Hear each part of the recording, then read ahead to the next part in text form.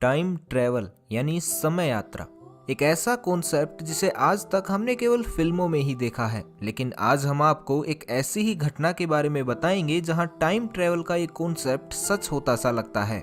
ये कहानी है एक ऐसे रहस्यमयी प्लेन की जो बीच हवा से अचानक गायब हो गया था और जब वो वापस मिला तो 35 साल बीत चुके थे। दरअसल ये घटना 4 सितंबर 1954 को सैंटियागो एयरलाइन की फ्लाइट EWA 513 के साथ घटी थी। ये घटना इतनी डरावनी और रहस्यमयी थी कि इस घटना को दुनिया के सामने आने से पूरी तरह रोका गया, लेकिन बावजूद इसके ये खबर आग की तरह पूरी दुनिया में फैल गई। 4 सितंबर 1954 को सैंटियागो एयरलाइन की फ्लाइट EWA 513 ने वेस्ट जर्मनी के एक एयरपोर्ट से 52 लोगों के साथ पोर्टो एलेग्रे ब्राजील के लिए उड़ान भरी। शुरू में सब कुछ सही जा रहा था, लेकिन कुछ ही घंटों बाद फ्लाइट का कॉन्टैक्ट कंट्रोल रूम से टूट गया। कंट्रोल रूम से कोई भी व्यक्ति ना तो पायलट से संपर्क में था और ना ही कोई पायलट किसी को संपर्क कर पाने में सफल हो रहे थे। कंट्रोल स्टेशन ने फ्लाइट के पायलट से भी संपर्क करने की पूरी कोशिश की, लेकिन कुछ भी हाथ नहीं लगा। काफी प्रयासों और सर्च ऑपरेशन के बाद सबने यही सोचकर उम्मीद छोड़ दी कि इस फ्लाइट को शायद नीला आसमान निगल गया है। यात्रियों के परिजन और अन्य लोगों ने भी मान लिया कि अब उन्होंने इन यात्रियों और EWA 513 को हमेशा के लिए खो दिया है और वे कभी भी वापस नहीं आएंगे। इस घटना का सैंटियागो एयरलाइन पर इतना बुरा असर पड़ा कि कुछ दिनों बाद ही सैंटियागो एयरलाइन को हमेशा के लिए बंद कर दिया गया। लेकिन फ्लाइट और यात्रियों की खोज फिर भी जारी रखी गई, लेकिन किसी को भी इससे जुड़ी कोई भी खबर नहीं मिली। लगभग 35 साल ऐसे ही बीत गए। अब तो लोग इस घटना को भूलने भी लगे थे, लेकिन 12 अक्टूबर 1989 की सुबह एक ऐसी घटना घटी जिसने सभी को चौंका दिया। इस दिन की सुबह पोर्टो एलेग्रे एयरपोर्ट के रडार में एक अननोन प्लेन दिखाई दिया जो तेजी से पोर्टो एलेग्रे एयरपोर्ट के रनवे की तरफ बढ़ता जा रहा था। जब एयरपोर्ट के ट्रैफिक कंट्रोल रूम तक ये खबर पहुंची तो सभी ने अपना ध्यान इस प्लेन पर केंद्रित किया, लेकिन जैसे ही ये प्लेन नजदीक आया तो सब एकदम हैरान और परेशान हो गए, क्योंकि उन्होंने प्लेन पर सैंटियागो एयरलाइन लिखा हुआ पढ़ा था। लेकिन अब तक तो सैंटियागो एयरलाइन को बंद हुए 35 साल बीत चुके थे, तो ये फ्लाइट बिना किसी चेतावनी के कैसे आ सकती थी और अब तक कहाँ थी। सभी लोग इसी बारे में सोचकर घबरा रहे थे और थोड़ा डर भी रहे थे। कंट्रोल रूम के लोगों ने फ्लाइट के पायलट से संपर्क करने की कोशिश भी की, लेकिन उन्हें कोई जवाब नहीं मिला।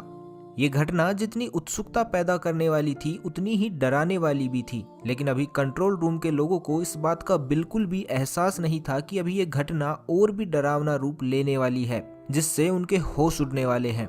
खैर, इसी बीच प्लेन पोर्टो एलेग्रे एयरपोर्ट पर लैंड हुआ। जब पायलट से संपर्क करने पर भी कोई जवाब नहीं आया तो वहां मौजूद लोगों ने प्लेन के अंदर जाने का फैसला किया। जैसे तैसे वहां के लोगों ने प्लेन का दरवाजा खोला, लेकिन वो अंदर जाने के नाम से डरे हुए थे। लेकिन मन में एक जिज्ञासा भी थी कि आखिर प्लेन के अंदर चल क्या रहा है। हिम्मत करके जैसे ही लोग अंदर गए तो प्लेन का मंजर देखकर सभी हैरान हो गए। प्लेन में जितने भी यात्री थे सभी कंकाल में तब्दील हो चुके थे, लेकिन सभी कंकाल अभी भी उसी हालात में थे जिस हालात में वो फ्लाइट 35 साल पहले अपनी उड़ान के कुछ ही घंटों बाद गायब हुई थी। यहाँ तक कि सभी कंकालों की सीट बेल्ट भी बंधी हुई थी। अब यहाँ लोगों के मन में काफी सवाल भी थे, जिनका जवाब लेने के लिए एयरपोर्ट अथॉरिटी के लोग कॉकपिट के दरवाजे की तरफ पायलट से मिलने गए। लेकिन जैसे ही उन्होंने दरवाजा खोला तो हक्के बक्के रह गए। प्लेन का पायलट भी कंकाल बन चुका था, लेकिन पायलट के हाथ अभी भी प्लेन के नेविगेशन कंट्रोल पर ही थे, जो बहुत चौंकाने वाली बात थी। ब्राजील की सरकार ने इस प्लेन की खबर और पूरी रिसर्च की जानकारी बहुत ही गोपनीय रखी। उन्होंने पूरी कोशिश की कि किसी भी तरह की कोई भी इंफॉर्मेशन बाहर ना आ पाए, जो कि हुआ भी। किसी को भी इस प्लेन की पूरी और सटीक जानकारी नहीं मिल पाई। जब ब्राजील सरकार की तरफ से इस तरह का रवैया दिखाया गया तो इस बात ने बहुत सी इन्वेस्टिगेशन एजेंसी का ध्यान अपनी ओर केंद्रित कर लिया, जिसमें से कुछ पैरानॉर्मल इन्वेस्टिगेशन एजेंसी सबसे आगे थी। इन्वेस्टिगेटर ये जानने में बहुत दिलचस्पी दिखाने लगे थे कि आखिर उस दिन क्या हुआ था। आखिर उस घटना में ऐसे कौन कौन से राज छुपे हुए थे जो पैरानॉर्मल एजेंसी और ब्राजील सरकार बाहर नहीं लाना चाहती थी। उस समय एक काफी मशहूर पैरानॉर्मल इन्वेस्टिगेटर और साइंटिस्ट हुआ करते थे, जिनका नाम डॉक्टर कोल से अट्टेले हुआ करता था। ये घटना उनकी नजरों से भी नहीं बच पाई और उनका ध्यान भी अपनी ओर खींच लिया। उन्होंने फैसला किया कि वे इस घटना के असली राज और सभी कारण दुनिया के सामने लाकर रहेंगे, जिसके लिए उन्होंने जी तोड़ मेहनत भी की। लेकिन डॉक्टर कोलसे अट्टेले और बाकी सभी इन्वेस्टिगेटर दुनिया के सामने सिर्फ एक ही थ्योरी ला पाए, जिसके मुताबिक फ्लाइट 513 किसी तरह के टेम्परेरी टाइम बबल में प्रवेश कर गई थी और 1989 के काल में पहुंच गई।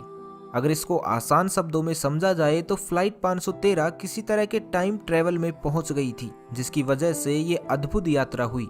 लेकिन यहाँ एक सबसे बड़ा सवाल था जो किसी भी थ्योरी को गलत साबित कर सकता था, और यहाँ तक कि इस सवाल की वजह से इस घटना की वास्तविकता पर भी संदेह किया जा सकता था।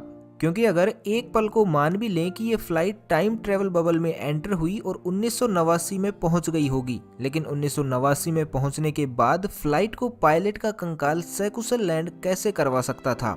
हालांकि कुछ लोग इस घटना को महज एक काल्पनिक कहानी बताते हैं, बिल्कुल उसी तरह जिस तरह एरिया 51 में एलियंस के होने का दावा किया जाता रहा है। लेकिन कोई नहीं जानता कि आखिर इस पूरे घटनाक्रम के पीछे क्या राज छिपा हुआ है। तो आपको इस घटना के बारे में क्या लगता है? अपनी राय कमेंट बॉक्स में जरूर दीजिएगा।